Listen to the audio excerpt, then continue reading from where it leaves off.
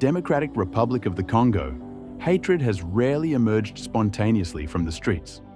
More often, it has descended from above, spoken first by those with authority, echoed by those with influence, and only later enacted by ordinary people. Since 1998, anti-Tutsi hate speech in the DRC has followed this pattern with alarming consistency, originating or legitimized by political, military, and opinion leaders, before filtering down into society and erupting as popular violence. The cycle became visible during the Second Congo War in 1998. At the height of the conflict, local radio stations in eastern Congo broadcast messages calling on patriotic Congolese to kill Tutsis, whom they described as Rwandan enemies. These broadcasts were not the work of anonymous civilians. They were aired with the tolerance and often the encouragement of local authorities and armed actors who controlled territory and media. Amnesty International documented these messages as direct incitement to violence. Once aired, the message spread quickly. Killing Tutsis was framed not as a crime, but as a civic duty. This early period set a precedent. When leaders spoke, violence followed. Ordinary people, many living in fear and insecurity, took cues from voices presented as legitimate or authoritative. In the years that followed the war, the language softened but did not disappear. Throughout the 2000s, senior politicians and local administrators repeatedly questioned the citizenship of Congolese Tutsis, labeling them foreigners or Rwandans, regardless of their legal status or historical roots in the country. Parliamentary debates, public speeches, and media interviews increasingly framed Tutsis as a demographic threat rather than a national community. These narratives came not from the margins, but from the center of political life. By the 2010s, this discourse had become institutionalized. Each resurgence of armed rebellion in eastern Congo, particularly movements perceived as Tutsi-led, triggered inflammatory statements by officials and political figures.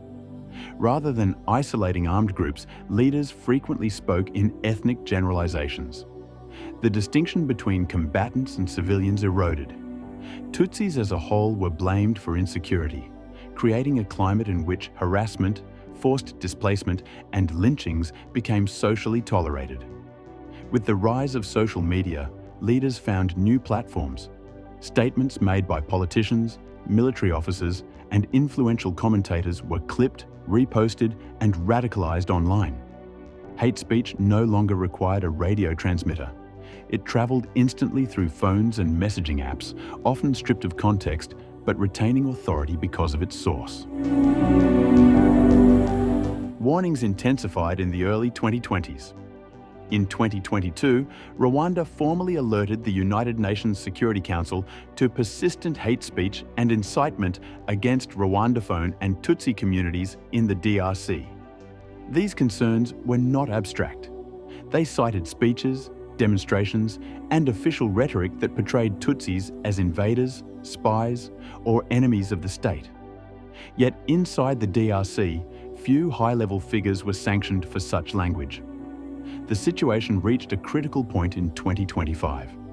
In March, Genocide Alert DRC warned the United Nations that some Congolese political actors were openly advocating the exclusion and potential extermination of Tutsis. This was not fringe rhetoric. It was language circulating within political and administrative circles, increasingly normalized by silence from senior leadership. In December 2025, the danger became unmistakable. Online statements attributed to Jean-Claude Mubenga referred to Tutsis as cockroaches and a virus that needed eradication. Such dehumanizing metaphors carried a long and deadly history in the region. They spread rapidly online, reinforced by years of official rhetoric that had already framed Tutsis as illegitimate and dangerous.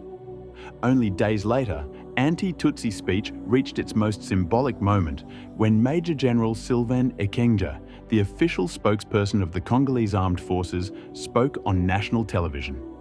His remarks warning against marrying Tutsi women and portraying Tutsi families as deceitful were not casual comments. They came from a senior military officer in uniform on a state broadcaster. Though he was later suspended, the message had already travelled far beyond the studio.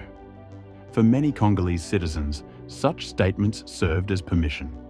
When officials speak this way, the population listens and learns. Hate speech from leaders lowers moral barriers. It transforms prejudice into justification and fear into action. The consequences have been visible on the ground.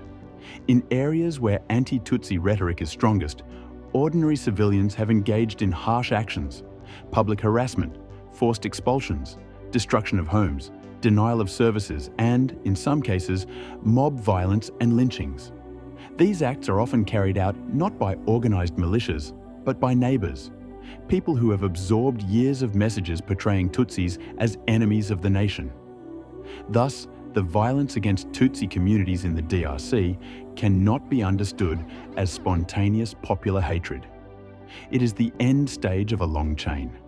At the top are officials, political leaders, military figures, and influential voices who use language that excludes, dehumanises, and accuses. In the middle are media platforms and social networks that amplify these messages. At the bottom are ordinary people living amid insecurity, who translate words into actions. The story from 1998 to 2025 is therefore not merely a history of speech, it is a warning. In the Congo, as elsewhere, hate begins with authority and ends in the street. Unless leaders are held accountable for the words they choose, the cycle will continue, moving predictably from microphones to machetes, from rhetoric to ruin. Despite the long-standing and well-documented rise in hate speech, the government of the Democratic Republic of the Congo has failed to adopt and enforce effective, sustained measures to prevent and punish hate speech, particularly that targeting Tutsi communities. Instead of implementing robust policies, the state has repeatedly relied on silence, denial, or short-term symbolic actions that have had no lasting deterrent effect. When extreme statements have been made in public, whether on social media, in the press, or by political and military figures, sanctions have been rare, delayed, or purely cosmetic.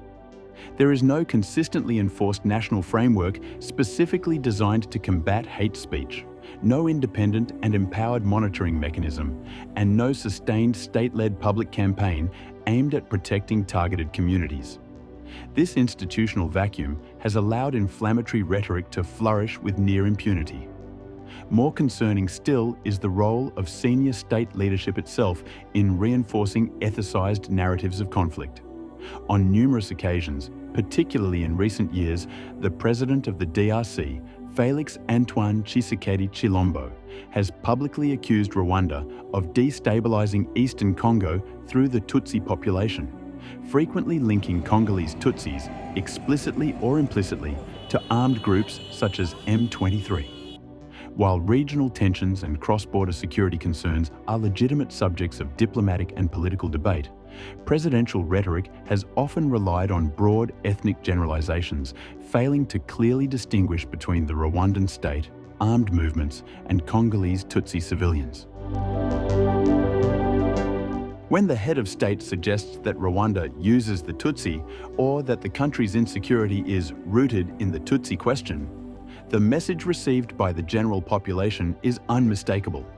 Tutsis are portrayed not as full Congolese citizens, but as the source of national instability. Even when framed in geopolitical terms, such language functions domestically as a powerful form of ethnic stigmatization. This rhetoric has had concrete consequences. In the absence of a strong, explicit presidential stance condemning hate speech, statements from the top have effectively granted moral license to others. Lower-level politicians, military officers, and influential media figures have felt emboldened to repeat or escalate hostile language, confident that it would carry no serious repercussions. Ordinary citizens, in turn, have interpreted this discourse as validation of their own suspicions and resentments. As a result, hate speech has increasingly been normalized rather than criminalized. Acts of harassment, forced displacement, denial of services, property destruction, and mob violence against Tutsi communities have often been treated by authorities as isolated community tensions, rather than as predictable outcomes of sustained incitement originating at the highest levels of power. The core issue, therefore, is not merely state failure to counter hate speech, but state complicity through rhetoric and inaction. By allowing ethicized narratives to dominate political discourse and by directly linking a vulnerable community to external enemies, the Congolese leadership has contributed to an environment in which Tutsi civilians are left exposed, unprotected, and effectively scapegoated within their own country. In the history of the Great Lakes region, this pattern is deeply alarming. When a state neither protects all its citizens equally, nor restrains its leaders from inflammatory speech, hatred ceases to be a social problem and becomes a political tool. At that point, words no longer remain words. They become instruments of exclusion, violence, and potentially mass atrocity.